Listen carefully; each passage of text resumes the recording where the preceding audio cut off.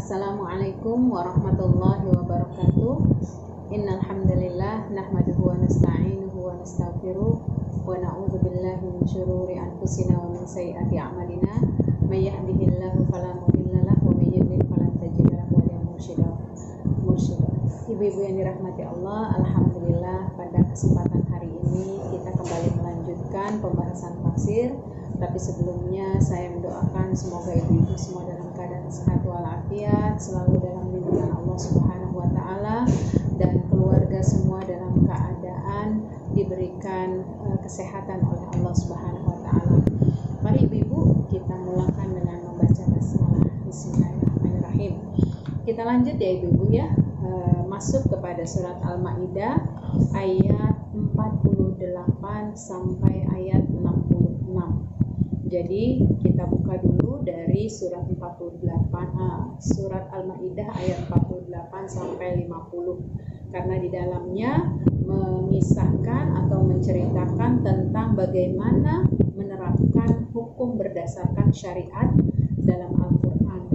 Karena di dalam pembahasan ini akan kita dapati banyak fenomena, bukan hanya orang-orang non-muslim, tapi bahkan orang-orang Islam sendiri, mereka enggan untuk menerapkan Al-Quran sebagai solusi bagi setiap permasalahan di dalam kehidupannya.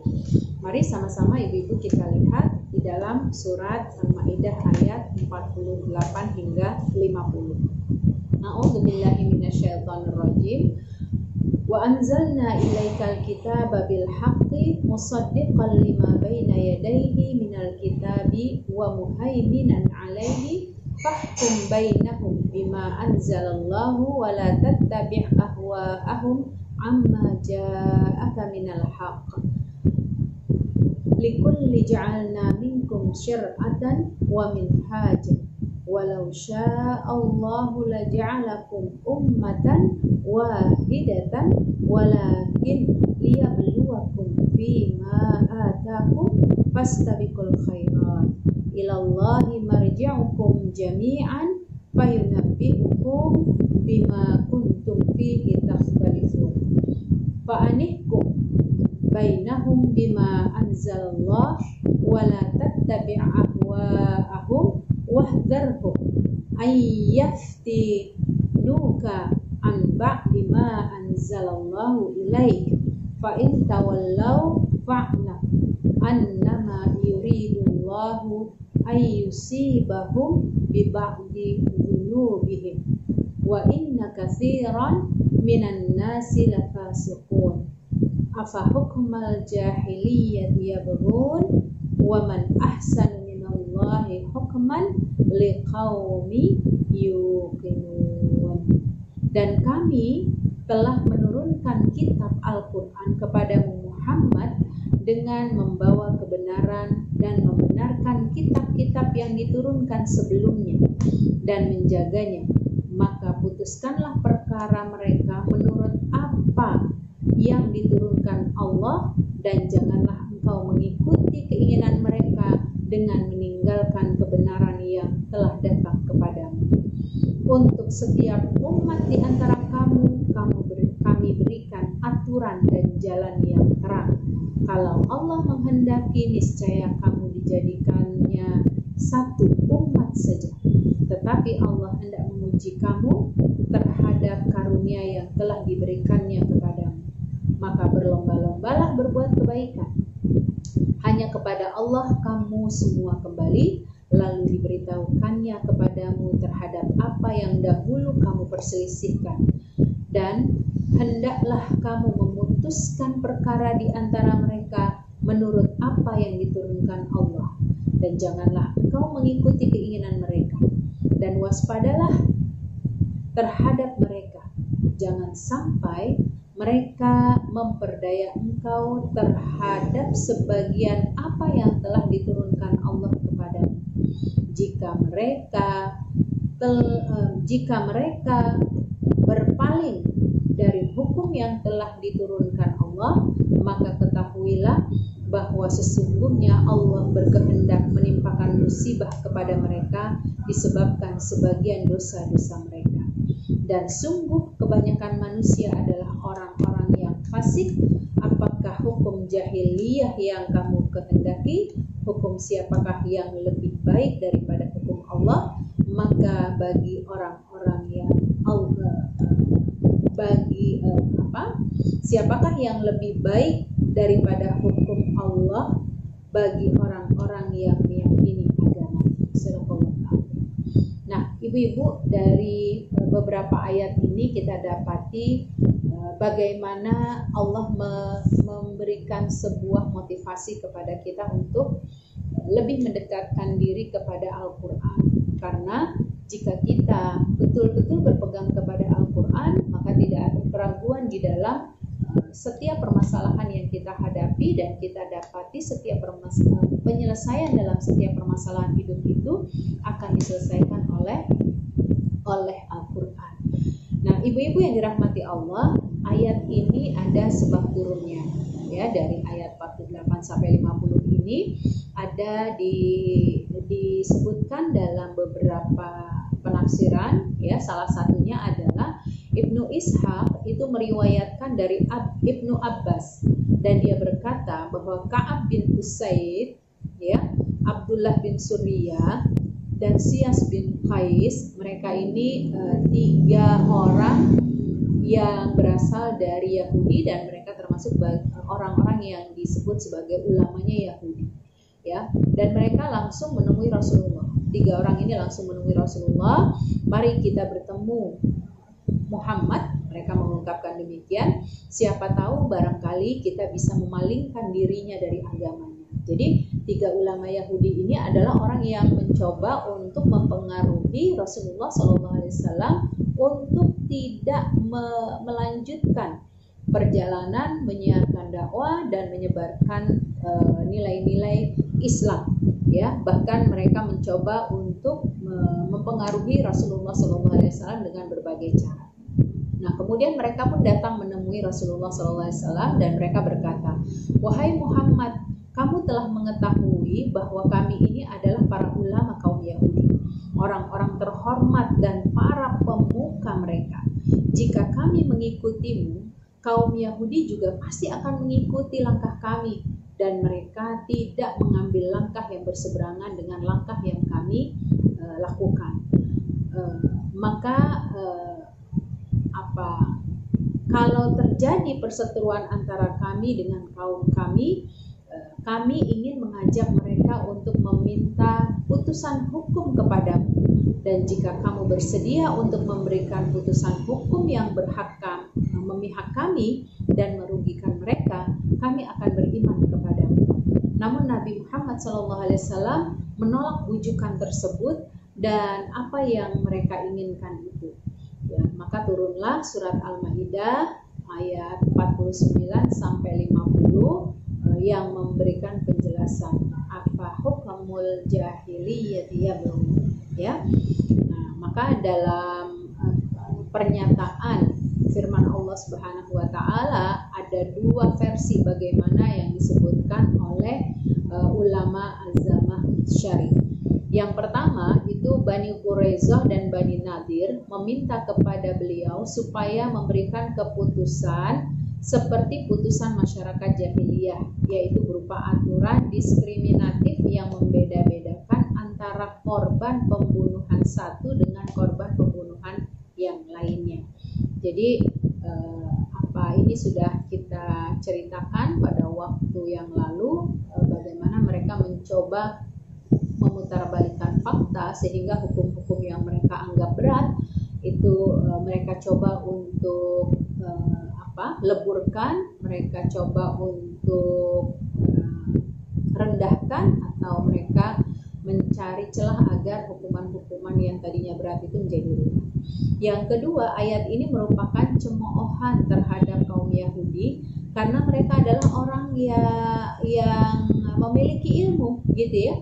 Disebut sebagai ahlul kitab dan ahlul ilmu, dan tetapi pada hakikatnya mereka justru menghendaki hukum dan aturan jahiliyah. Padahal mereka sudah tahu, sebagaimana juga sudah pernah kita bahas di waktu lalu, bahwa pada hakikatnya hakikatnya orang-orang Yahudi dan Nasrani itu mereka sudah tahu apa yang terdapat dalam kitab Taurat dan Injil, tetapi mereka melanggar, mereka mencoba untuk menghilangkan kebenaran, menutupi kebenaran-kebenaran yang terdapat di dalam kitab mereka.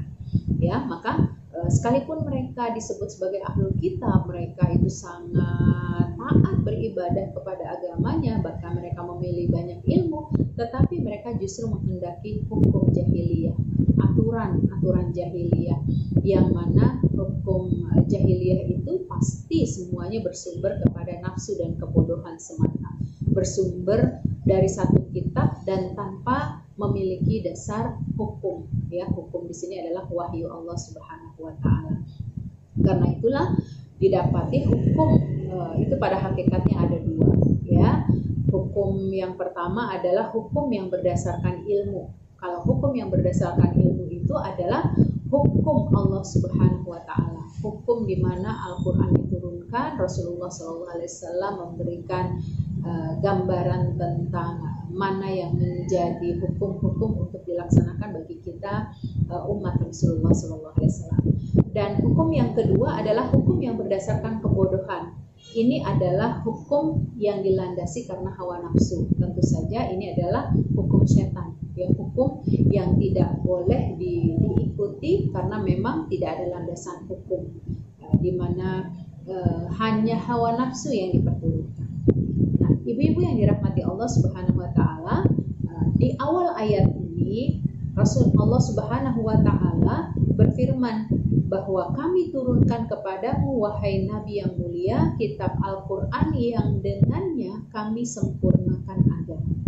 Jadi Allah Subhanahu wa taala sudah memberikan gambaran kepada seluruh umatnya Rasulullah SAW lewat firman-Nya melalui Rasulullah SAW sendiri, al-yauma akmaltu lakum dinakum wa atmamtu alaikum ni'mati wa raditu lakumul Islam.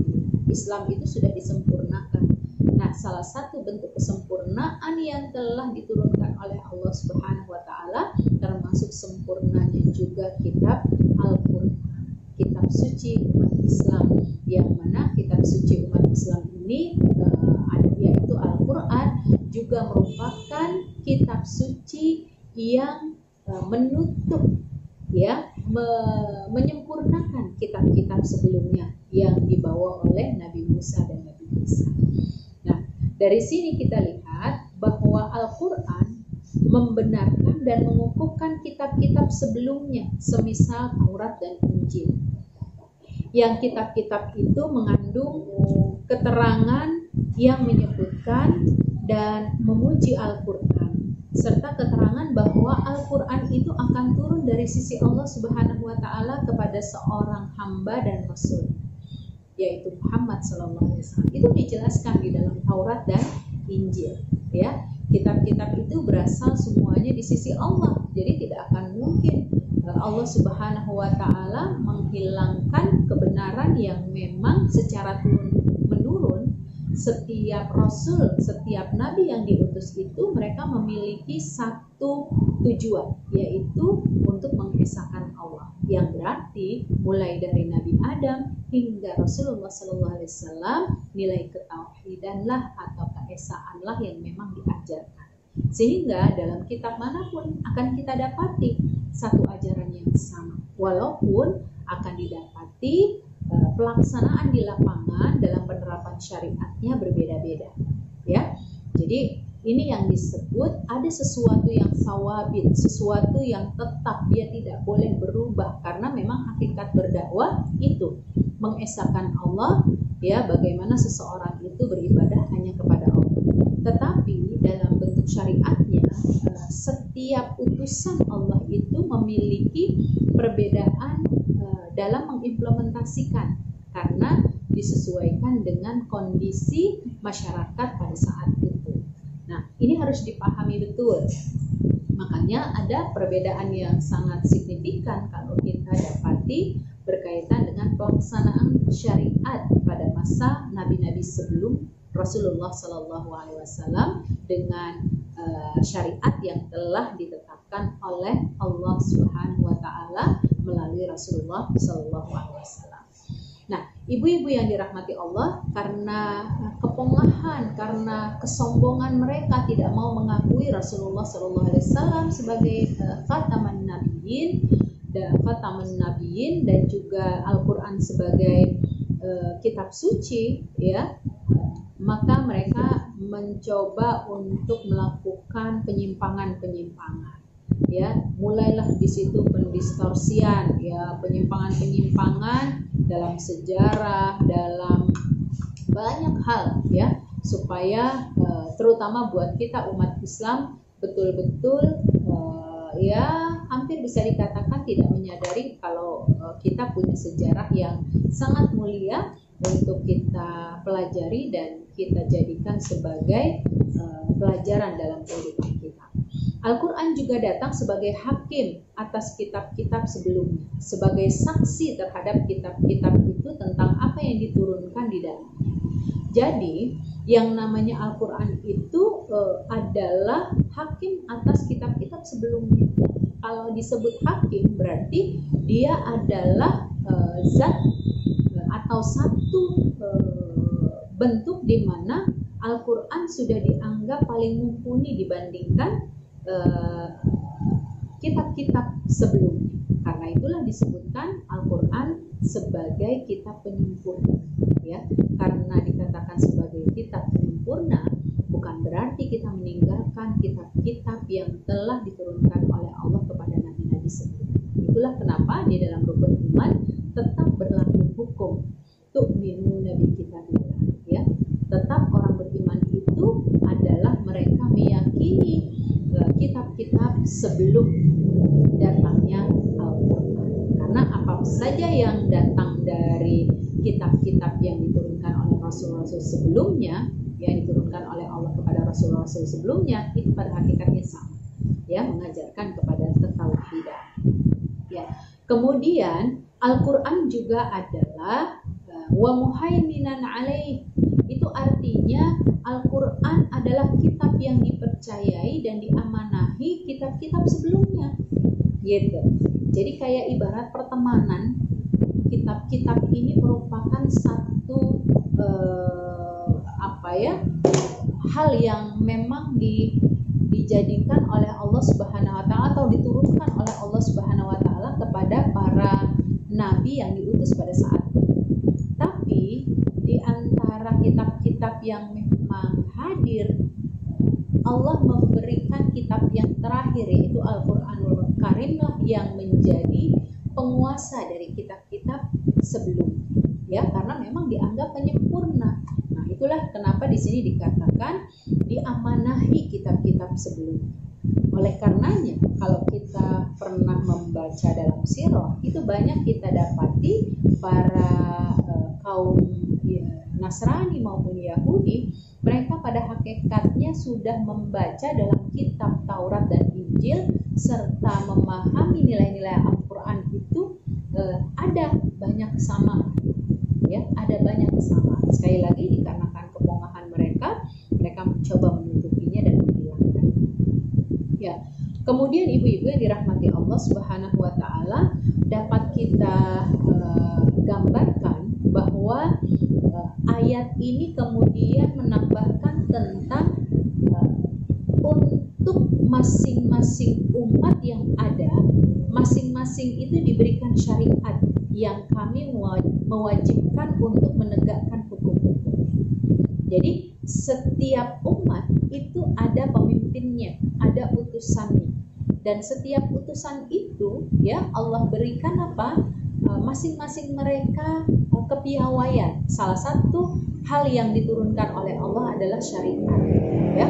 Maka ibu-ibu tadi sudah saya sampaikan di awal, ada perbedaan yang sangat signifikan kalau bisa kita urai kembali bahwa aturan yang ada di masa Rasulullah SAW tentu saja berbeda dengan aturan yang ada di masa Nabi Isa dan Nabi Musa dan seterusnya, ya. Karena tentu saja syariat ini kami wajibkan untuk menegakkan hukum-hukumnya serta sebuah jalan yang terang dan jelas yang mana kami haruskan mereka untuk menapakinya.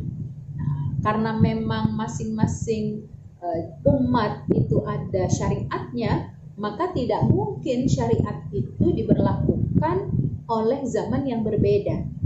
Kecuali ya itu saat ini kita dapati ketika Rasulullah SAW telah menutup ya para nabi sebelumnya.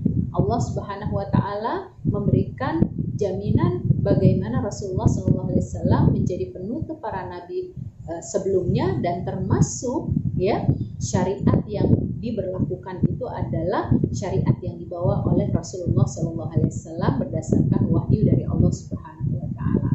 Nah, ibu-ibu yang dirahmati Allah, berarti kita bisa pahami wajar kalau kita dapati ada perbedaan-perbedaan. Mudah-mudahan perbedaan-perbedaan antara kaum satu dengan kaum yang lain, yang mana mereka betul-betul berpegang teguh kepada agamanya, itu sesungguhnya tidaklah signifikan ya. Sekali lagi, disebabkan karena kepongahan, dikarenakan kesombongan lah mereka tidak mau menerima Islam.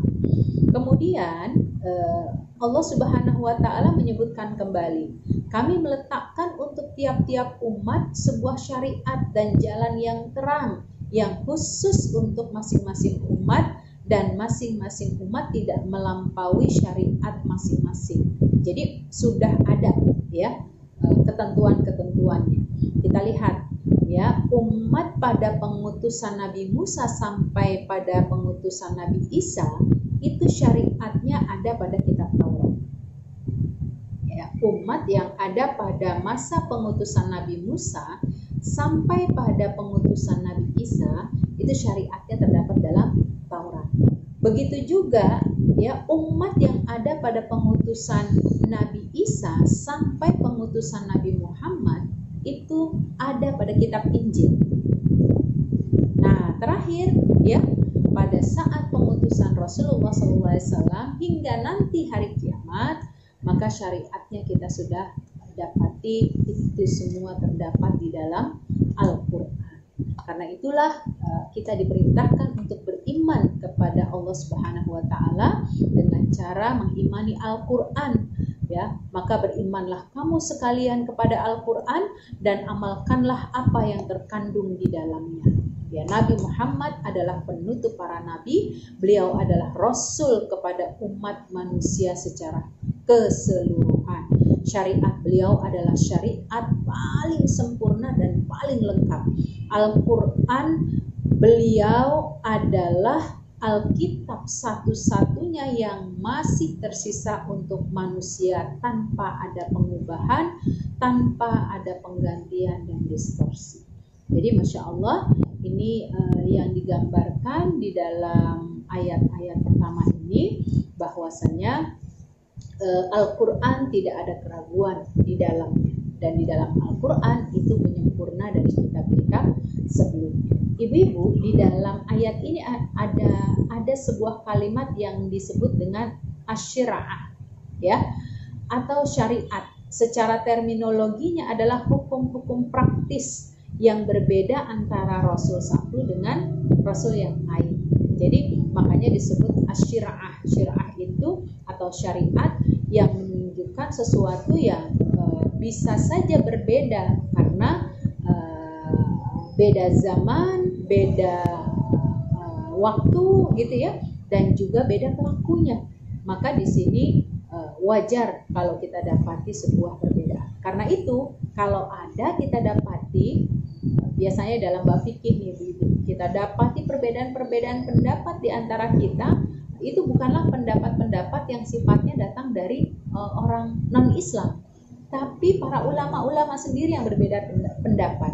Kalaulah kepada orang non-muslim saja berbeda pendapat, itu tetap harus kita hargai selama bukan berkaitan dengan masalah akidah, apalagi hal yang berbeda pendapat dengan sesama muslim. Dan ini semuanya adalah hal yang digambarkan oleh para ulama. Tentu saja perlu kita sikapi dengan cara bijak ya, jika terjadi perbedaan pendapat di antara kita dalam melakukan ibadah, selama itu terdapat dalilnya, maka tidak perlu kita mengatakan kitalah yang paling benar.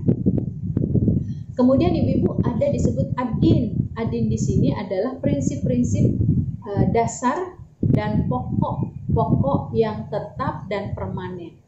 Ya, jadi beda dengan asyirah, beda lagi dengan ad-din. Kalau ad-din ini sesuatu yang permanen, yang satu sama lain antara nabi itu tidak berbeda pendapat. Nah, inilah yang satu-satunya jalan yang dilalui oleh Rasulullah SAW, mulai dari Nabi Adam sampai Rasulullah SAW, yaitu masalah ketauhidan. Tidak ada yang berbeda, ya. I'budullah wa la tusyriku bihi syai'an. Jadi beribadalah engkau kepada Allah dan jangan menyekutukannya sedikit pun, ya, dengan apapun. Itu konteks ad-din, agama yang memang membawa pada pelurusan, membawa kepada tidak ada perubahan di dalam bentuk ibadah seseorang kepada Tuhan. Nah, itu gambaran terkait dengan ayat ini. Kemudian ditambah lagi fastabiqul khairat, ya. Kemudian Allah memacu manusia supaya bergegas dan bersegera pada kebaikan-kebaikan. Kenapa di dalam ayat Al-Quran yang namanya kebaikan selalu disebutkan dalam bentuk kompetisi? Fastabiqul khairat wasari'u ila magfiratin min rabbikum. Ya, jadi segala sesuatu yang bentuknya kebaikan seolah-olah Allah ingin memberikan penjelasan, jangan kalian tunda, jangan kalian lalaikan, tapi bersegeralah, ya. Upaya bergegas dan bersegera kepada kebaikan. Bersegeralah kamu sekalian kepada kebaikan-kebaikan.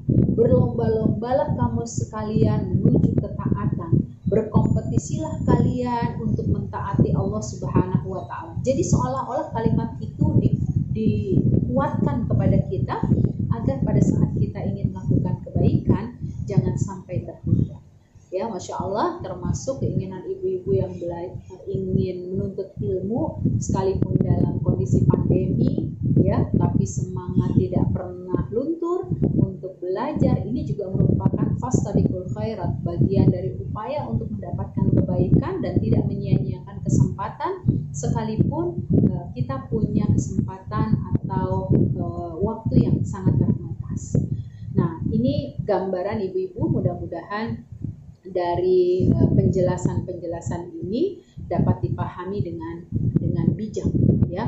Maka tentu ayat-ayat yang disebutkan tadi dari surat Al-Maidah ayat 48 sampai 50 itu ada bab yang kaitannya dengan kehidupan kita sehari-hari. Ya, di sana terdapat jembatan pertemuan yang jelas dan gamblang antara Al-Quran dan kitab-kitab terdahulu, yaitu Al-Quran menjadi kitab terakhir yang didahului oleh kitab-kitab sebelumnya, dalam hal ini Taurat dan Injil. Ya, prinsipnya kitab-kitab itu pasti memiliki titik pertemuan, ya, titik pertemuan, yaitu masalah akidah seperti tauhid dan pengesaan Allah. Ini tidak bisa dipungkiri. Jadi sekali lagi ibu-ibu, ini hanya sebuah pengingatan kepada kita, bukanlah berarti pembanggaan kita terhadap agama Islam itu menghilangkan identitas para nabi-nabi terdahulu yang telah membawa kitab-kitab sebelumnya. Begitu.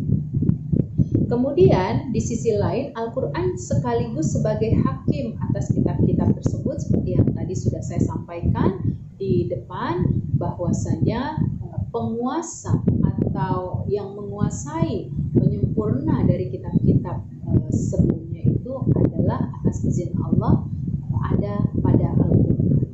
Kemudian yang kedua, ibu-ibu, jika ada orang kafir zimmi mengajukan laporan perkara kepada kaum muslim, maka wajib memprosesnya dan memberikan keputusan hukum di antara mereka berdasarkan menyangkut perkara itu dengan syariat Islam. Karena apa? Orang itu bertanyanya kepada kita dan mereka adalah orang yang berada dalam naungan keamanan dan keselamatan dari umat Islam.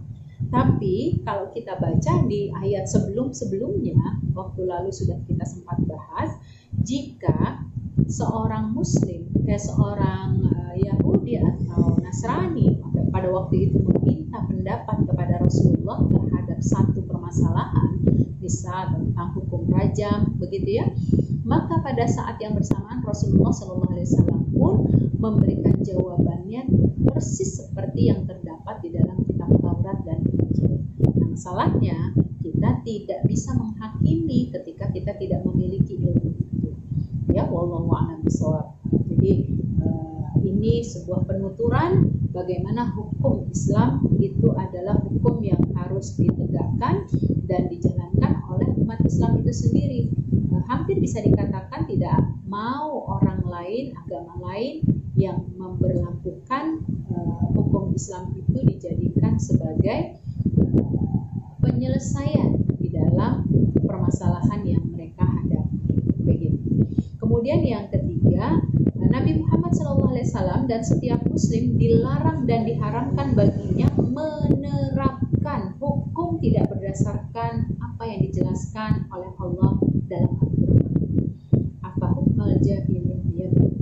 Jadi bagi kita tidak ada hal yang paling buruk kecuali pada saat kita mengambil keputusan dalam setiap permasalahan itu keluar dari nilai-nilai syariat Islam. Ya, sebelumnya kita pernah membahas ibu-ibu bagaimana Islam mengharamkan, ya, menganggap pernikahan antara beda agama itu merupakan sebuah bentuk berzina, dan ini menjadi konteks yang boleh jadi di masa sekarang menjadi sesuatu yang biasa saja berdasarkan cinta, landasan keinginan suka sama suka. Padahal ini satu hal yang dianggap sudah menentang apa yang telah ditetapkan oleh Allah dan Rasul. Ya, nggak boleh bagi kita sebagai seorang Muslim, ya, menetapkan hukum atau mengambil sebuah jalan, tapi sesungguhnya jalan itu jalan yang tidak disyariatkan atau tidak dibenarkan oleh Allah dan Rasul. Kemudian yang keempat, diingatkan tentang hikmah ilahiyah, di mana Allah menghendaki terdapat syariat-syariat yang boleh dikatakan berbeda antara satu utusan Allah dengan utusan berikutnya. Ya, ini ada hikmah pasti yang terkandung di dalamnya, karena memang beda masa, beda perangai, beda tabiatnya, dan beda kebiasaan-kebiasaannya. Maka disitulah hikmah-hikmah yang bisa kita dapati. Tujuan ini untuk tentu saja menguji kita, untuk mempelajarinya, kemudian mengambil pelajarannya, dan seterusnya. Kemudian ibu-ibu sekali lagi diingatkan dalam ayat ini supaya kita menjadi orang-orang yang bersegera dalam melakukan kebaikan, melakukan amal-amal ketaatan, berlomba dalam melakukan hal-hal yang baik, karena ini merupakan ciri khas yang menjadi identitas orang yang bertakwa di sisi Allah Subhanahu wa taala. Ya, fastabiqul khairat. Ya, fastabiqul khairat ini menunjukkan bahwa menyegerakan kewajiban lebih utama daripada mengakhirkan atau menundanya. Jadi jangan pernah kita menganggap sepele. Misalnya ibu-ibu, kita sudah tahu dengar azan, ya, maka bersegera kita karena itu adalah sebuah kewajiban. Kemudian ketika kita sebagai seorang istri diminta untuk menemani suami, misalnya begitu, itu adalah kewajiban yang harus kita tunaikan. Begitu juga terhadap anak kita, begitu juga anak kepada orang tua, dan seterusnya. Itu merupakan kewajiban-kewajiban yang tidak boleh kita anggap sepele. Ya. Kemudian ada ayat yang menyebutkan wahdharhum, ya, wahdharhum an yaftinu, ya, mengandung dalil bahwa lupa itu adalah sesuatu yang mungkin terjadi pada diri Rasulullah SAW. Ya, jadi kalau lupa tanpa ada unsur kesengajaan dengan lupa yang dilupa-lupa ini itu berbeda dulu. Ya, kalau lupa yang memang itu atas izin Allah, sesungguhnya kita perlu memaafkan meragukan kealpaan orang tersebut. Tapi kalau lantaran takut dia berhadapan dengan kelalaiannya, kemudian dia mengatakan kepada orang yang berjanji misalnya, aduh saya lupa, padahal sesungguhnya dia nggak lupa, cuma karena takut dimarahin aja gitu ya, maka sesungguhnya Allah Maha mengetahui. Nah, makanya di sini diperhatikan bahwa sumyal insan disebut manusia karena makan khotok wanisyan, tempatnya orang berbuat, tempatnya orang melakukan lupa dan salah, ya, khotok, ya, salah dan nisyan, lupa, gitu. Itulah disebut manusia. Ya. Kemudian sesungguhnya menolak putusan hukum Rasulullah SAW dan berpaling darinya menjadi penyebab tertimpa bencana baik di dunia maupun di akhirat. Jadi sekali lagi ibu-ibu yang dirahmati Allah, mulailah kita menjajaki apa saja yang perlu kita dekatkan diri kita untuk selalu berhukum kepada hukum Allah dan membiasakan kehidupan kita untuk mengikuti sunnah Rasulullah SAW. Jangan sampai kita mendapatkan kemurkaan dari Allah dan Rasulnya disebabkan kita tahu tapi kita pura-pura tidak tahu, atau disebabkan kita tahu apalagi naudzubillah min dzalik kita tidak mau melakukannya. Dan ada juga kondisi di mana sesungguhnya ketika kita tidak tahu maka Allah Subhanahu wa taala memberikan kemuliaan bagi kita untuk bisa meningkatkan, memperbanyak ilmu agar ilmu-ilmu kita itu bisa menutupi kekurangan-kekurangan kita dari ilmu-ilmu sebelumnya. Ya, nah inilah ibu-ibu. Kemudian ayat ini memberikan sebuah gambaran kepada kita, tidak ada seorang pun yang lebih baik, ya, tidak ada seorang pun yang lebih adil, ya. Kalau saya menyebutnya bukan seorang, ya, tidak ada sesuatu pun yang lebih baik dan tidak ada sesuatu pun yang lebih adil kecuali Allah Subhanahu wa Ta'ala. Karena hanya Allah lah yang lebih baik dalam menghukumi dan Allah lah yang lebih berkuasa atas segala sesuatu, maka tidak layak bagi kita untuk berlaku tidak adil sementara Allah Maha Adil. Dan tentu saja tidak layak bagi kita untuk berlaku sombong sementara hanya Allah lah yang berhak untuk memiliki kesombongan. Kita lanjut ibu-ibu dari ayat 51 hingga 53. Ini menceritakan tentang bagaimana menjalin mualah, ya. Mualah itu adalah kerjasama bisa jadi, ya, dengan kaum Yahudi dan Nasrani. Di ayat ini digambarkan, wahai orang-orang yang beriman, janganlah kamu menjadikan orang Yahudi dan Nasrani sebagai teman setia. Ini ayat yang pernah membuat kondisi umat Islam berkobar semangatnya untuk membela, dikarenakan kasus yang pernah terjadi di DKI Jakarta. Ya, makanya di sini tidak boleh kita mengambil teman yang menjadikan mualah. Apa sih mualah? Itu perwalian gitu, ya. Menjadi sahabat dalam hal ini itu orang Yahudi atau Nasrani, ya. Mereka satu sama lain saling melindungi. Barang siapa di antara kamu yang menjadikan mereka teman setia, maka sesungguhnya dia termasuk golongan mereka. Sungguh Allah tidak memberi petunjuk kepada orang-orang yang zalim. Maka kamu akan melihat orang-orang yang hatinya berpenyakit segera mendekati mereka, orang Yahudi dan Nasrani tersebut, seraya berkata, kami takut akan mendapat bencana. Mudah-mudahan Allah akan mendatangkan kemenangan kepada Rasul-Nya atau suatu keputusan dari sisinya, sehingga mereka menjadi menyesal terhadap apa yang mereka rahasiakan dalam diri mereka. Dan orang-orang yang beriman akan berkata, inikah orang yang bersumpah secara sungguh-sungguh dengan nama Allah bahwa mereka benar-benar beserta kamu, segala amal mereka menjadi sia-sia sehingga mereka menjadi orang yang merugi. Ya, na'udzubillah min dzalik. Ternyata ibu-ibu, ayat ini turun ya berdasarkan Ibnu Ishaq, Ibnu Abi Syaibah dan seterusnya. Pada saat itu dari Ubadah bin Somit, dia berkata, tatkala Bani Qainuqa melancarkan perang, Abdullah bin Ubay bin Salul yang kita tahu bahwa ini adalah gembongnya kaum munafik di masa Rasulullah SAW, ternyata tetap mempertahankan pertalian dirinya dengan mereka dan berdiri di belakang mereka.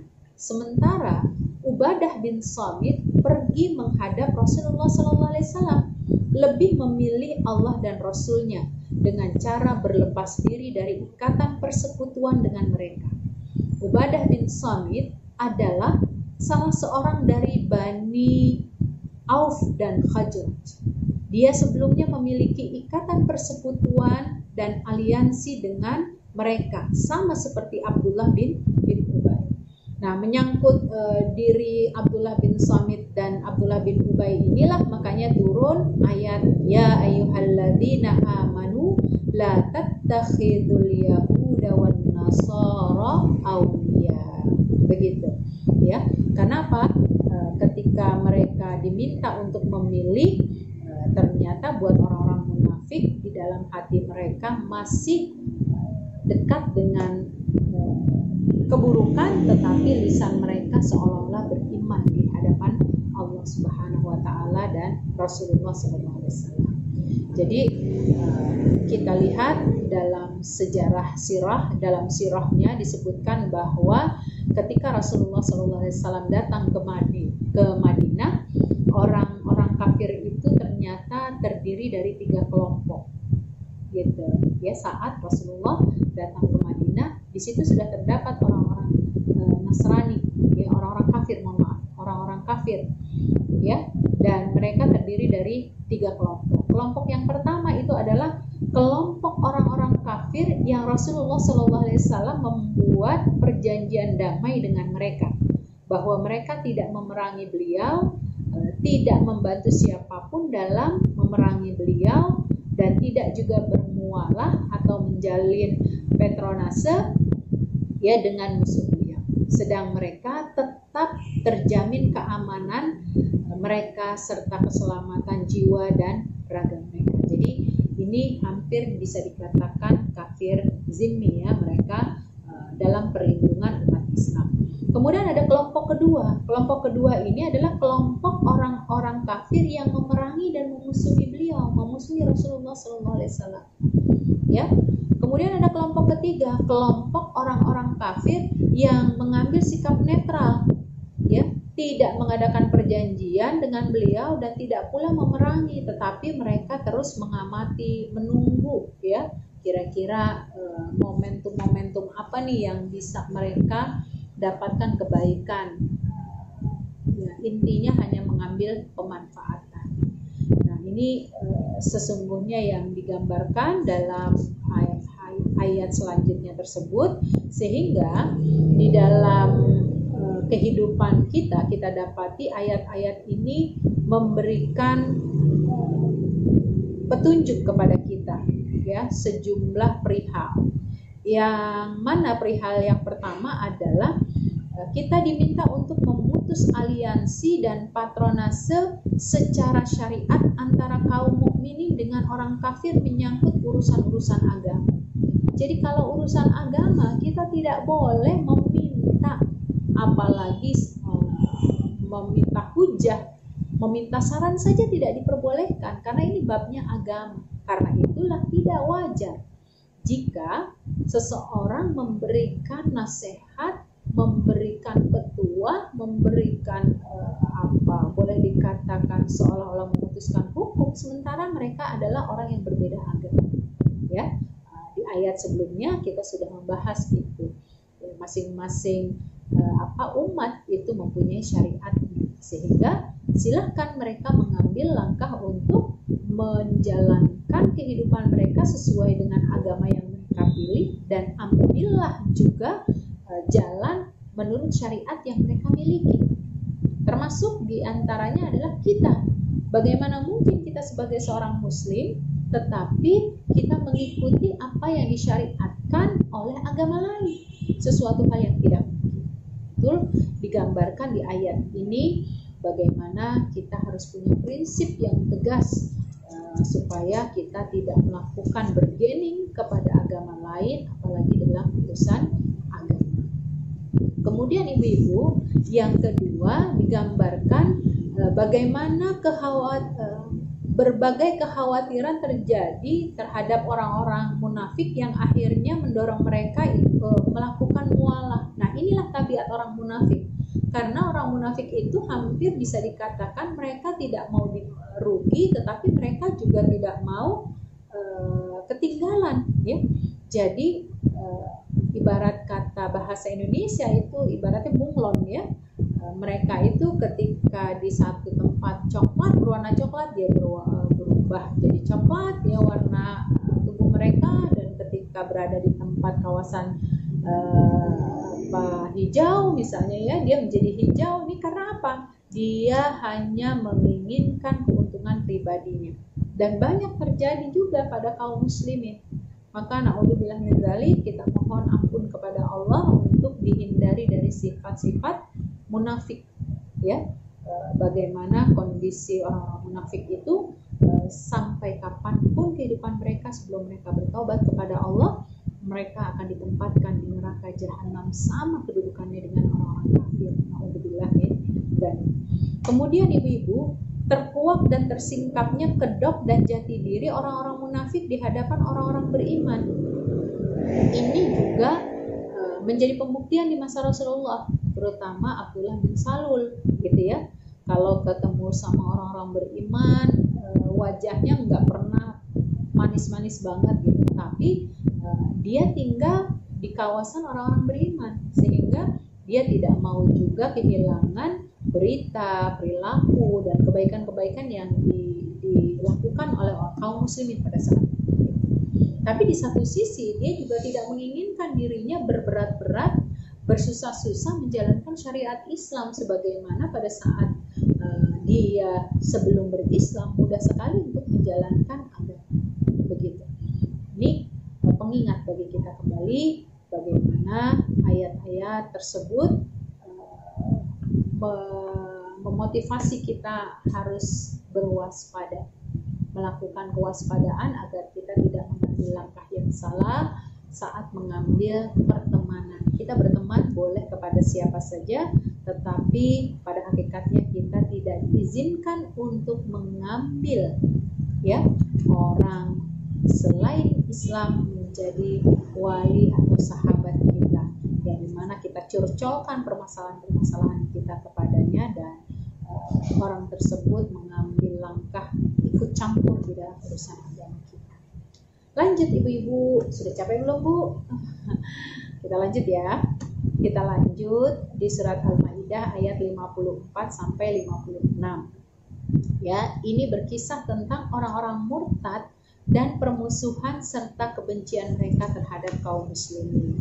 Ya, ini ceritanya cukup memberikan inspirasi kepada kita. Kenapa? Karena kejadiannya ini lebih banyak dirasakan oleh para sahabat setelah wafatnya Rasulullah SAW. Ya, sebab turunnya apa Bu? Latar belakang turunnya ayat-ayat ini, ya, adalah kasus orang-orang yang murtad berasal dari berbagai kabilah yang ada pada masa Rasulullah SAW. Jadi ada 3 kabilah di masa Rasulullah SAW, mereka melakukan pemurtadan. Salah satunya adalah Bani Mudlij, ya, di bawah kepemimpinan Al-Aswad Al-Ansi yang mengaku-ngaku sebagai nabi di Yaman. Ya, dia dulunya adalah seorang dukun. Dia terbunuh di tangan Fairuz Ad-Dailami. Jadi ini ada orang Muslim berarti ya, yang dia kemudian menjadi murtad karena mengaku dirinya sebagai nabi di Yaman. Kemudian yang kedua, Bani Hanifah yang merupakan kaum Musailamah al-Kadzab yang mengaku-ngaku sebagai nabi di tanah Yamamah. Nah, ini kisahnya cukup santer ya ibu-ibu, paling sering kita dengar bagaimana Musailamah al-Kadzab ini dianggap sudah menjadi murtad dengan pernyataannya menjadi seorang nabi. Kemudian yang ketiga, Bani Asad yang dipimpin oleh Tulaiha bin Khuwailid. Dia murtad pada masa Rasulullah SAW dan diperangi oleh Abu Bakar As-Siddiq pada masa kekhalifahan. Lalu Tulaiha bin Khuwailid melarikan diri ke Syam dan kembali masuk Islam sehingga keislamannya setelah itu menjadi baik. Ya, Masya Allah. Ini di masa Rasulullah saja, artinya mereka hidup di masa Rasulullah saja, mereka melakukan pemurtadan. Ya, bagaimana selanjutnya kita dapati cerita-cerita setelah wafatnya Rasulullah? Kita lihat pada masa Abu Bakar As-Siddiq. Begitu Rasulullah SAW wafat, ada ditemui 7 kabilah yang murtad langsung. Nggak tanggung-tanggung ya Bu ya, 7 kabilah langsung melakukan pemurtadan. Siapa aja 7 kabilah itu? Ada yang pertama Ghatafan, di bawah kepemimpinan Qurrah bin Salim. Jadi ini adalah kabilah yang pertama. Kabilah yang kedua yaitu kabilah Fazarah, kaum Uyainah bin Hisn. Yang ketiga Bani Sulaim, kaum Al-Fuja'ah Abdul Jalail. Kemudian yang keempat Bani Yurbu, kaum Malik bin Nuwairah. Yang kelima sebagian kabilah Bani Tamim yang dipimpin oleh Sajjah bin Al-Munzir, seorang dukun perempuan yang tidak lain merupakan istri dari Musailamah al-Kadzab. Kemudian yang keenam Kindah, yaitu kaum Al-Ash'ad bin Qais. Yang ketujuh Bani Bakar bin Wa'il Al-Hatam bin Zaid. Jadi ada 7 kabilah ini langsung melakukan pemurtadan begitu Rasulullah SAW wafat. Yang kita kenal banyaknya di antara mereka yang tidak lagi mau membayar zakat dan lain sebagainya. Sedangkan di masa Umar Ibnul Khattab ada ya satu kondisi di mana Jabalah bin Aiham al-Ghassani yang masuk Kristen dan lari ke tanah Syam. Ya, ini bentuknya bukan kabilah tetapi perorangan. Tidak berarti orang tersebut masuk Kristen. Nah, apalagi kita dapati kondisi sekarang ini. Jadi kebayang ya Bu ya, hanya gara-gara suka dengan kekasihnya yang kemudian hendak melamarnya dengan sukacitanya gitu ya, dan menganggap bahwa semua agama itu sama. Jadi nggak apa-apalah kita mengambil langkah untuk berbeda agama dengan pasangan kita. Padahal di sini sudah terlihat jelas bagaimana Islam melarang ya terjadinya perbedaan agama tersebut di dalam satu perkawinan. Ditambah lagi tidak bolehnya kita berwala kepada orang-orang selain orang Islam. Ya, jadi hampir bisa dikatakan ibu-ibu tema sejumlah ayat yang kita bahas di dalam ayat 54 sampai 56 ini menegaskan tentang kekuasaan Allah yang paling agung untuk menggantikan orang-orang yang murtad, yaitu akan digantikan dengan orang yang lebih baik. Ya, jadi boleh dikatakan pada saat itu banyak orang yang berbondong-bondong melakukan pemurtadan. Tapi dalam satu waktu yang lain Allah ternyata menggantikan posisi orang-orang yang murtadin ini dengan orang-orang yang lebih kukuh dan teguh keagamaannya, lebih kuat dan solid pertahanannya, dan lebih lurus jalannya. Sebagaimana di dalam surat Muhammad ayat 38 dan surat An-Nisa 133 serta Ibrahim ayat 19 sampai 20 ya. Nah, inilah yang digambarkan di dalam surat Al-Maidah ayat 51 ibu-ibu ya. Wahai orang-orang mukmin, barang siapa yang meninggalkan kebenaran menuju kepada kebatilan sehingga dia meninggalkan agamanya di masa mendatang, maka kelak Allah akan mendatangkan kaum yang menggantikannya. Gitu. Yang dimana Al-Quran menggambarkan ciri-ciri kaum yang menggantikan itu adalah Allah mencintai mereka. Satu. Ya. Allah mencintai mereka, yaitu memberi mereka pahala dengan sebaik-baik pahala atas ketaatan mereka. Jadi kalau ibarat kata Bu, sekarang ini kita dapati ada orang muslim yang abal-abal, anggaplah abal-abal karena memang tadi ada unsur kemunafikan di sana, ada unsur dia mencoba mencari celah keburukan muslim, maka nggak perlu takut sekalipun mereka meninggalkan kita, karena bisa terjadi atas izin Allah, Allah akan gantikan orang yang lebih baik masuk berbondong-bondong ke dalam Islam dan mereka lebih teguh dari orang Islam yang menjadi murtad. Begitu. Kemudian yang pertama tadi ciri-cirinya ya Allah mencintai mereka. Yang kedua cirinya mereka pun mencintai Allah, sehingga pada saat mereka melakukan ketaatan mereka tidak pilih-pilih lagi kecuali hanya untuk Allah dan Rasul. Ya, sekalipun itu harus berhadapan dengan orang tuanya, anaknya, ya, suaminya, istrinya dan lain sebagainya. Ya. Kemudian yang ketiga, ibu-ibu, yang ketiga dan keempat, mereka itu bersikap lemah lembut terhadap orang-orang beriman, tetapi bersikap keras terhadap orang-orang kafir. Ya, azillatin 'alal mu'minin, izzatin 'alal kafirin. Jadi berlemah lembut kita, berkasih sayang kita kepada orang-orang beriman. Itulah kenapa innamal mu'minuna ikhwah. Ya, orang beriman itu adalah bersaudara. Tapi kepada orang non muslim kita harus menunjukkan izah kita. Jangan sampai kita menunjukkan kelemahan-kelemahan kita di hadapan mereka. Tunjukkanlah izah kita di hadapan orang-orang kafir. Kemudian ciri yang kelima, mereka berjuang di jalan Allah, yaitu berjuang demi kalimat Allah, tidak pandang bulu. Yang mereka tuju hanyalah kepada Allah, jalan kebenaran, jalan yang memang paling utama dan jalan yang mendapatkan keridhaan Allah Subhanahu wa Ta'ala. Yang terakhir ibu-ibu, ciri dari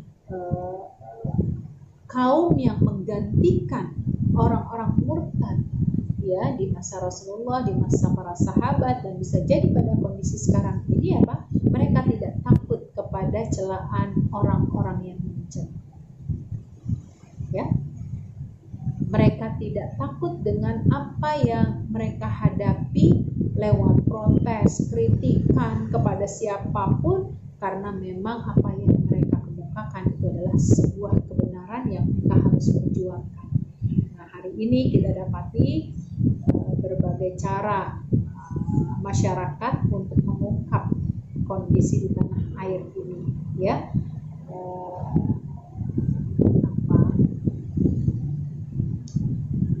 RUU HIB, gitu ya. Ini banyak terjadi keresahan di tengah masyarakat, dan mudah-mudahan kita termasuk orang yang memperjuangkan nilai-nilai keimanan kita, nilai-nilai keislaman kita, karena sesungguhnya kita tahu bahwa Allah tidak akan menolong hambanya sampai hamba itu menolong agama. Jadi bukan berarti Allah lemah, tapi Allah menguji kita pada saat ini bagaimana kita mencoba memiliki kekuatan, memiliki keyakinan bahwa in tansurullah yansurkum wa yutsabbit aqdamakum. Jika kita menolong agama Allah, maka pada saat yang bersamaan Allah pun akan wa yutsabbit aqdamakum. Allah akan menolong kita dan akan membuat kita semakin istiqomah di jalan Allah Subhanahu wa Ta'ala. Nah, akhirnya ibu-ibu yang dirahmati Allah, Dari sini kita dapat banyak sekali pelajaran, ya, pelajaran yang sangat berharga, wabil khusus di ayat 54 sampai 56 ini, ya, bagaimana Allah mengancam orang-orang yang murtad. Jadi bukan satu hal yang sesuai keinginan, ya, tapi Allah mengancam bagi orang-orang yang murtad. Apalagi murtadnya hanya gara-gara pernikahan, hanya gara-gara harta dan lain sebagainya. Hati-hati terhadap perkara ini, ya. Oleh karenanya ketika banyak orang-orang yang melakukan pemurtadan di masa Rasulullah SAW atau setelah Rasulullah SAW wafat, bahkan pada hari ini, itu hukumnya akan didapati sama, ya. Mereka akan mendapatkan ancaman di sisi Allah Subhanahu wa Ta'ala. Ya, ini bukan hanya sekedar ucapan para ulama, bukan hanya sekedar ungkapan yang disebutkan semata, tapi memang betul-betul tertuang di dalam ayat-ayat Allah bagaimana ancaman bagi para orang-orang yang melakukan pemurtadan. Yang kedua, ibu-ibu, ayat-ayat ini memberikan pembelajaran kepada kita bahwa ayat ini turun berkenaan dengan Al-Asy'ariyun, kaum Abu Musa Al-Asy'ari. Di dalam sebuah riwayat dijelaskan bahwa beberapa waktu setelah turunnya ayat ini, datanglah kapal-kapal yang mengangkut orang-orang Al-Asy'ariyun dan berbagai kabilah Yaman melalui jalur laut. Mereka memiliki peran besar dalam Islam, dan pada masa Rasulullah SAW mayoritas penaklukan di kawasan Irak pada masa Khalifah Umar bin Khattab adalah berlangsung di tangan kabilah-kabilah Yaman. Jadi ayat ini diturunkan oleh Allah, munculnya karena adanya orang-orang murtad, dan kemudian Allah menggantikan dengan Al-Asy'ariyun. Mereka adalah orang-orang yang lebih tangguh dari orang-orang yang melakukan pemurtadan tersebut. Kemudian apalagi hikmah yang bisa kita ambil, bahwa orang-orang mukmin saling bersikap lemah lembut, nggak boleh berlaku kasar. Ibu-ibu, jaga hati kita, jaga pikiran kita. Rasanya mudah untuk kita tersenyum di depan orang, walaupun kita tahu kapan kita merasa sakit hati kepada orang tersebut. Tapi bagaimana Rasulullah SAW mengingatkan kepada kita agar senantiasa membuka pintu-pintu surga yang dibentangkan oleh Allah dan Rasulnya dengan cara kita melupakan kesalahan-kesalahan orang lain. Buang, ya, penyakit-penyakit hasad yang lalu pernah kita bahas tentang masalah hasad, ya. Kemudian ibu-ibu yang dirahmati Allah Subhanahu wa Ta'ala, bagaimana ayat ini juga mengisahkan tentang penunjukan, ya, keabsahan dan pengukuhan kepemimpinan Abu Bakar As-Siddiq, Umar bin Khattab, Utsman bin Affan, dan Ali bin Abi Thalib yang kita kenal sebagai khalifah. Mereka berjuang di jalan Allah pada masa kehidupan semasa Rasulullah SAW dan setelah kematian Rasulullah SAW. Dan itu tidak diragukan lagi, ya. Sudah maklum bahwa orang yang memiliki sifat dan kriteria-kriteria ini adalah waliullah. Jadi wajar kalau Rasulullah membanggakan 4 sahabatnya ini, ya, sebagai sahabat yang bisa dikatakan waliullah. Kemudian ibu-ibu, Allah Subhanahu wa Ta'ala adalah sebaik-baik penolong, sebaik-baik pelindung. Maka tidaklah lazim bagi kita sebagai seorang muslim kecuali hanya minta pertolongan kepada Allah, hanya minta perlindungan kepada Allah Subhanahu wa Ta'ala.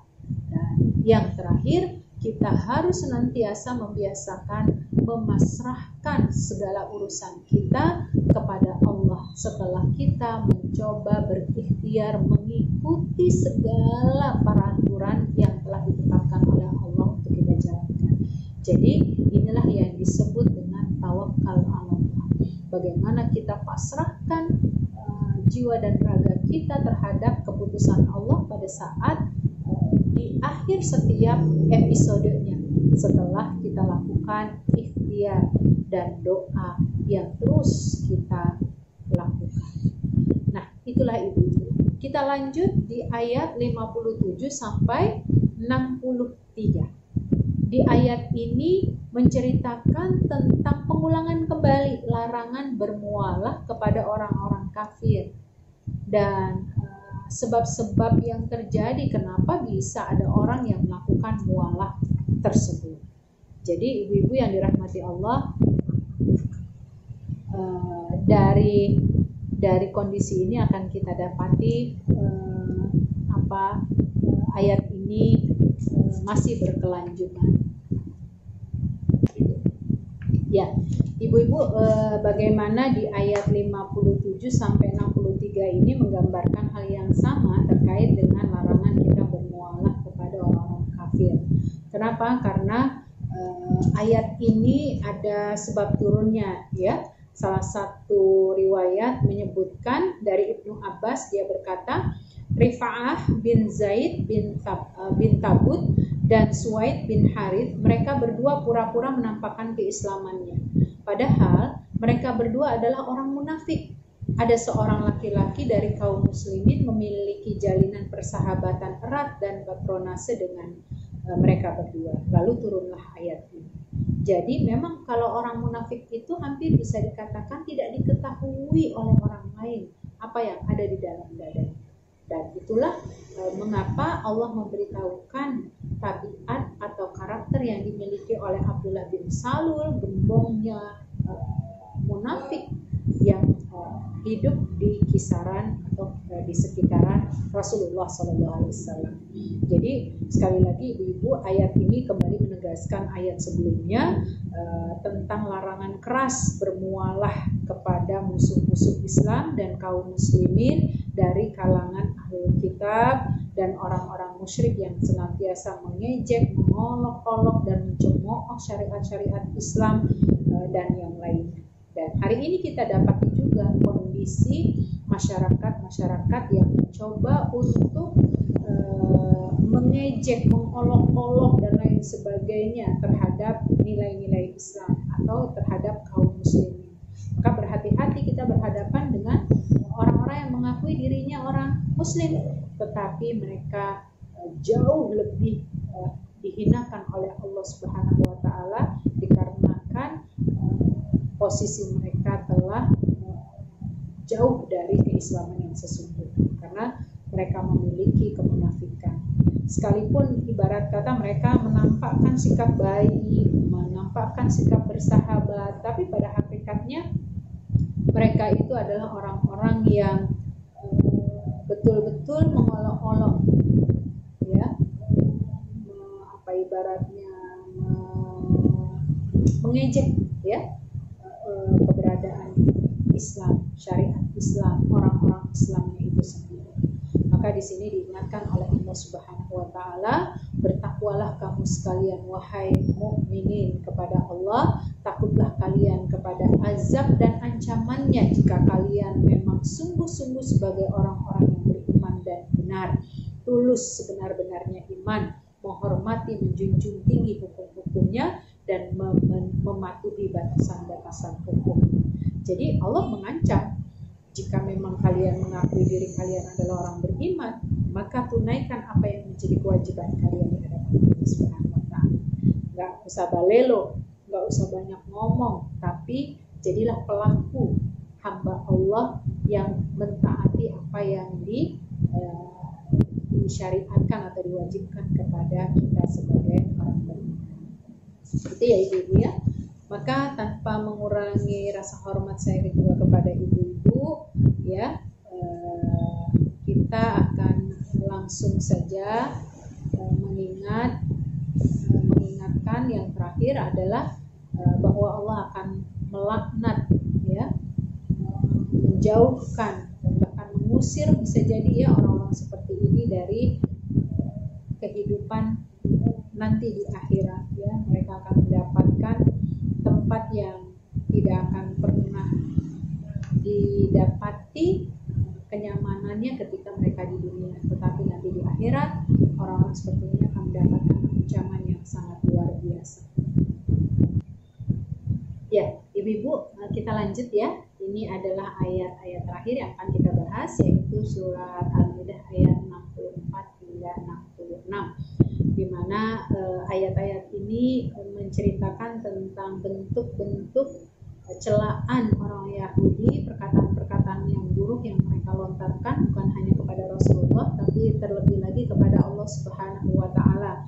Dan bagaimana kebiasaan mereka itu adalah selalu melakukan keburukan dimanapun mereka berada, dan selalu terjadi permusuhan ya di antara sesama mereka sendiri.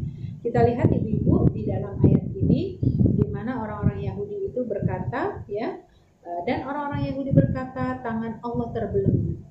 Sebenarnya tangan mereka lah yang dibelenggu, dan mereka lah orang-orang yang dilaknat disebabkan apa yang telah mereka katakan. Padahal kedua tangan Allah terbuka. Dia memberi rezeki sebagaimana Dia kehendaki. Dan Al-Quran yang diturunkan kepadamu dari Tuhan itu pasti akan menambah kedurhakaan dan kekafiran bagi kebanyakan mereka. Dan kami timbulkan permusuhan dan kebencian di antara mereka sampai hari kiamat. Setiap mereka menyalakan api peperangan, Allah memadamkan, dan mereka berusaha menimbulkan kerusakan di muka bumi, dan Allah tidak menyukai orang-orang yang berbuat kerusakan. Dan sekiranya ahlul kitab beriman dan bertakwa, niscaya kami hapus kesalahan-kesalahan mereka, dan mereka tentu kami masukkan ke dalam surga yang penuh dengan kenikmatan. Dan sekiranya mereka sungguh-sungguh menjalankan hukum Taurat, Injil, dan Al-Quran yang diturunkan kepada mereka dari Tuhannya, niscaya mereka akan mendapat makanan dari atas mereka, dari bawah kaki mereka. Di antara mereka ada sekelompok orang yang jujur dan taat, dan banyak di antara mereka orang yang buruk apa yang mereka kerjakan. Di antara mereka sangat buruk apa yang mereka kerjakan. Ya, jadi di akhir kalimat ini, di akhir ayat-ayat yang kita bahas hari ini, ibu masih menyambung kebiasaan-kebiasaan keburukan yang dilakukan oleh orang-orang Yahudi. Kalaulah sebelumnya kita dilarang gitu ya, bermualah kepada mereka. Kenapa? Di ayat-ayat selanjutnya ini Allah membeberkan apa yang menjadi kebiasaan mereka. Ya, sebab turunnya ayat ini ya itu diriwayatkan dari Ibnu Abbas. Pada saat itu dia berkata, ada seorang Yahudi bernama An-Nabashi bin Qais berkata kepada Rasulullah SAW, sesungguhnya Tuhanmu bakhil, tidak memberi nafkah. Coba bayangkan, dengan mudahnya dia menghina Tuhan yang dibawa oleh Rasulullah SAW. Jadi dia menganggap bahwa Tuhannya Muhammad SAW itu seperti teman aja, sehingga mudah sekali untuk menjelekkannya dan mencemoohnya. Maka turunlah ayat ini ya, waqalatil yahudu yadullahi maghlullah. Ya, sungguh tangan Allah itu terbelenggu. Maksud terbelenggu di sini, kalau dikatakan keterbelengguan tangan itu adalah ungkapan majaz, yang dimaksud adalah bakhil. Sementara keterbukaan tangan itu majaznya adalah dermawan. Keterbelengguan itu berarti bakhil, menahan. Sementara kalau terbuka tangan itu menunjukkan kedermawanan. Jadi bisa dibayangkan ya ibu-ibu ya, orang Yahudi itu seenaknya aja mereka mengemukakan sesuatu yang kalau mungkin pada hari ini akan didapati betapa umat Islam itu akan menjadi marah karena Tuhannya diperolok, ya, agamanya dilecehkan. Tapi gambaran ketika mereka menyebutkan Allah sebagai Tuhannya Muhammad yang bakhil, begitu. Kemudian ibu-ibu, Allah disebutkan oleh orang Yahudi ini sebagai Tuhannya Muhammad yang bakhil karena mereka menganggap Tuhannya Muhammad itu menahan apa yang ada di sisinya berupa sumber-sumber itu. Berarti kan sebetulnya mereka yakin, mereka tahu bahwa ada zat yang memberikan rezeki, memberikan berupa kebaikan-kebaikan, ya. Maka dia mengatakan ini sebab Tuhan Muhammad, ya, yang nahan rezeki-rezeki, seolah-olah demikian. Nah, ini lagi-lagi kalau kita bicara pada konteks yang sebelumnya, ini karena kesombongan mereka lah yang akhirnya hati-hati mereka itu tidak bisa tersikap, tertutup, ya, karena kesombongan mereka. Allah Subhanahu wa Ta'ala berfirman, dan janganlah engkau jadikan tanganmu terbelenggu pada lehermu, dan jangan pula engkau terlalu mengulurkannya sangat pemurah, nanti kamu menjadi tercela dan menyesal.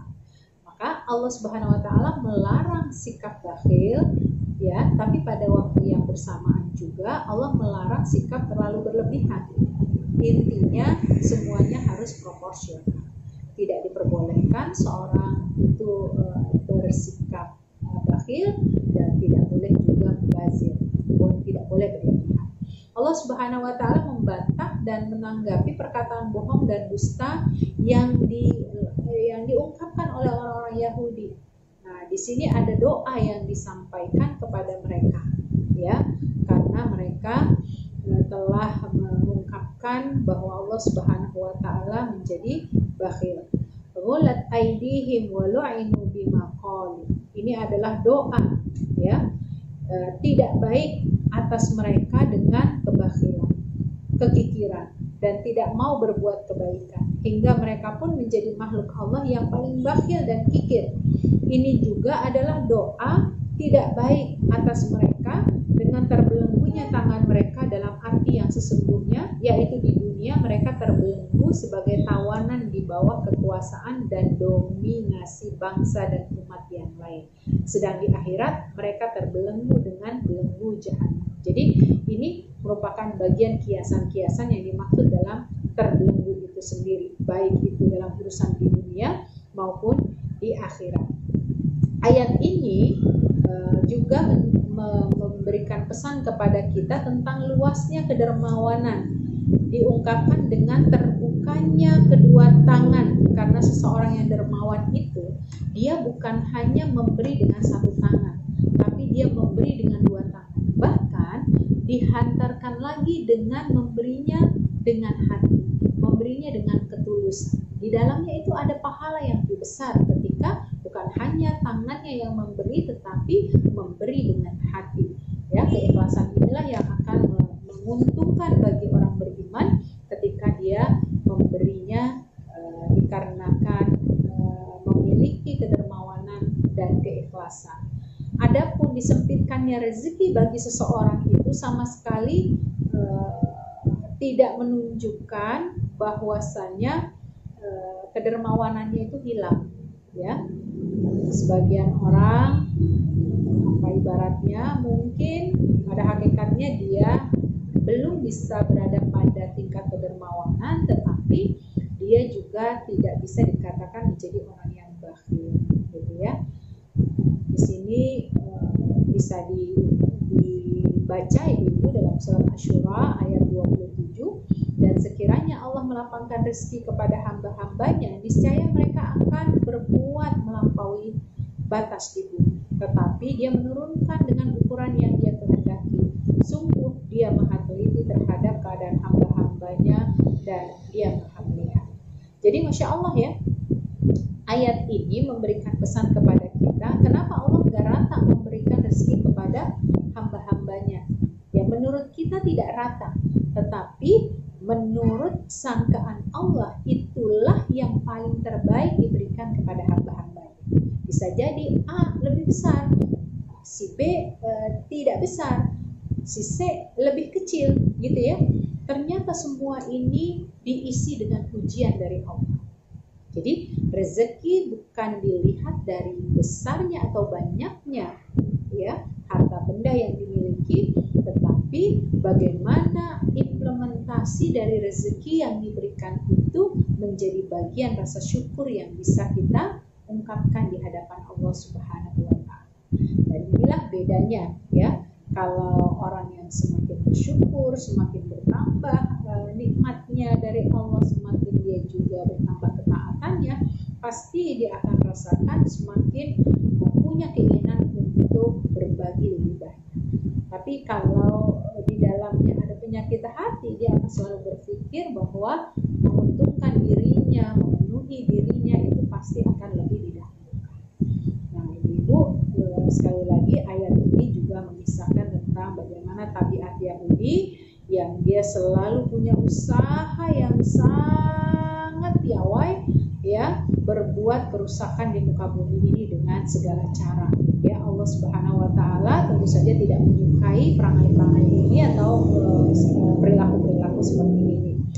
Dan kemudian Allah membuka harapan sebetulnya bagi orang Yahudi itu. Jika saja orang-orang Yahudi itu mau bertaubat di sisi Allah, maka tentu Allah akan mengampuni dosa-dosa mereka. Bahkan mereka punya kesempatan untuk bisa masuk ke dalam surga.